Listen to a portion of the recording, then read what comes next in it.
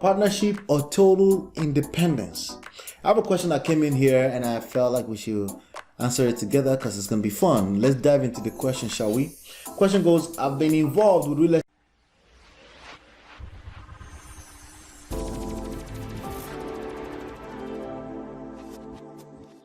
Hey, this is Ola coming to you live from my myEmpirePRO studios. I am the author of Smart Real Estate Wholesaling and the creator of 11dayschallenge.com. Today we're talking about partnership or total independence. I have a question that came in here and I felt like we should answer it together because it's going to be fun. Let's dive into the question, shall we? Question goes, I've been involved with real estate a little over a year now. Congratulations. I've bird dogged and partnered on 5 deals so far, one of which being a high-end property valued at $2.5 million and sold for $1.1 million. At the top of the year, I will be completely independent. I'm looking to partner with anybody looking to do deals and open to advice. Are you open? Okay, so let's work this out real quick. Partnership or total independence. Okay, we're talking about real estate wholesaling, by the way, which is basically the heart and the science of finding deeply discounted properties using mass marketing. Okay, locking the property under contract. Okay, and then essentially selling the right to the contract for an assignment fee of anywhere from $1,000 to $82,000 per deal. My highest is $82,000. I'm looking to break that record. Okay, I actually did that as far back as 2006. I'm looking to break my average 30, 25, 20, depending on the market, $10,000 per deal. Okay, sometimes $48,000 deals, 44, 22. I've shared a few of them on our group, but that's not my style, but I've shared a few. But just so you know, that's real estate wholesaling. Okay, the idea is to make these assignment fees as much as possible, and you may even do some of the deals yourself, meaning fix and flip the property or buy to hold the property. You should be doing that anyway, at some point. But I understand you may want to start with bringing some cash into your life, right? Just understand that the more instant gratification you're looking for, the bigger the silent partner, Uncle Sam, will dip into your pocket. Just keep that in mind, okay? So now we're talking partnership and total independence. Basically, should you partner with other people or should you be totally independent, okay? And that's where this question came from. So a little over a year now, did a deal, bird dogged, okay? I partnered on 5 deals. Bird dog, what is bird dog? Bird dog is basically people that look for deals. So if you're driving for dollars and submitting your deals to other people, that's bird dogging, okay? The idea that you find other properties and you send it to someone to work the deal is bird dogging. It's a little bit different from real estate wholesaling because you're not really involved all the way in how the deal got done. You just generated the deal. In my opinion, everyone should be that, okay? Maybe not labeled bird dog, but I think you stand to make the most money if you can generate the most leads, okay? So think about it. You can make 10% of everyone's deals, 10% of 100 people's deals, rather than making 100% of yours. That's really the math right there, okay? You make 100% of yours, 100% of $10,000, or make 10% of 100 deals, okay? 10% of $10,000 deals will be $1,000. 100 deals is $100,000, or 100% of a $10,000 deal. That's $10,000. Do the math, okay? So based on what I know today, I'm talking from experience now. I've been doing this since 2005. There's no such thing as 100% total independence. It doesn't exist. Because at the end of the day, a lawyer, a title company, an agent, an inspector, an appraiser is going to make money from the situation. Yeah, you may say that's technically not partnership. But the point is you never really make 100% of the money anyway. Why not leverage a simple fact that you already know, which is the idea that other people are going to share money with you anyway? Why not leverage that? Why not take advantage of that, right? So, and that's where I feel like this was an interesting question. You've done 5 deals, partnered with people, and the person did a $2.5 million home, sold for $1.1 million. You never really told us how much you made from that. But if you're bringing in more deals, right?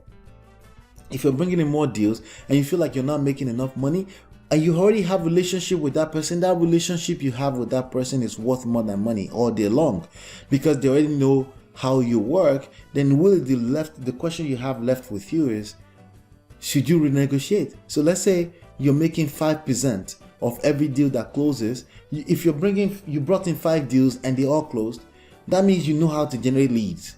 Why not renegotiate? Why not say, hey, I'm bringing these deals in, I want to keep working with you, but let's renegotiate. How can we make this better for me and make it better for you? Because I will keep bringing the deals to you.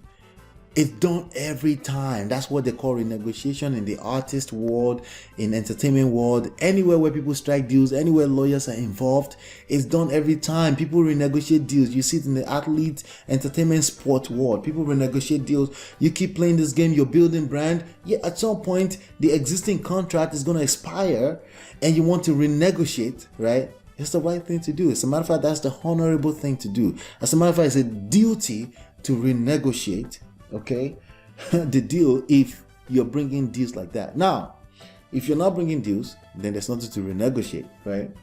So I think, the question here is, it says at the top of the year, I'll be completely independent. And now you're going to be looking for new partners, people you don't have a relationship with. That's the wrong move, okay? If I'm understanding what you're saying, you're looking for new partners so you can make more money. No, it's better to renegotiate and continue the process you have going on. Now, could you get into a place later on where there's so much leads coming in and you want to nurture new relationships? Yes, absolutely.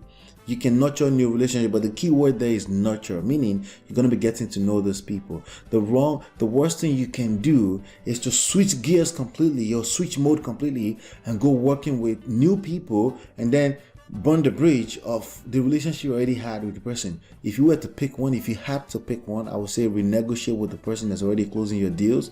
And as a matter of fact, stop looking for complete independency. It doesn't exist anyway.